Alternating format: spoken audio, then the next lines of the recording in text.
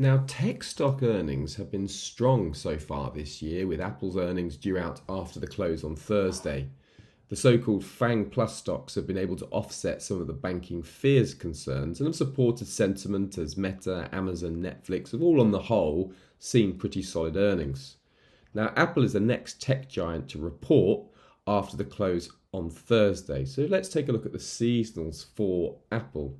And there is really a clear seasonal pattern here over the last 25 years. You can see that as May starts and we fall into the end of June, you can see that Apple stock tends to fall 60% of the time, average drop of 1.17%, and some pretty large max drops. You can see here multiple double-digit falls in around the turn of the millennium, and then some still pretty hefty double-digit falls here 2013, 19 and 22.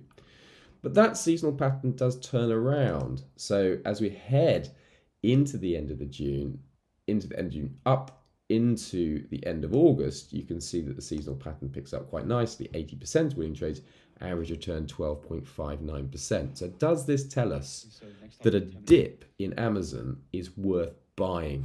Major trade risk. The major trade risk here is to do with the future path of US rates and whether or not the US avoids an economic hard landing, as well as the specific detail for Apple stock.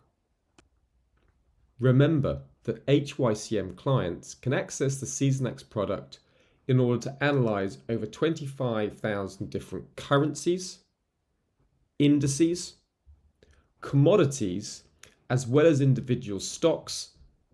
And all you need to do is contact your account manager for a free trial and you can get started right away. Certain products and services mentioned herein may or may not be available to all clients, depending on which HYCM Capital Markets Group entity their trading account adheres to.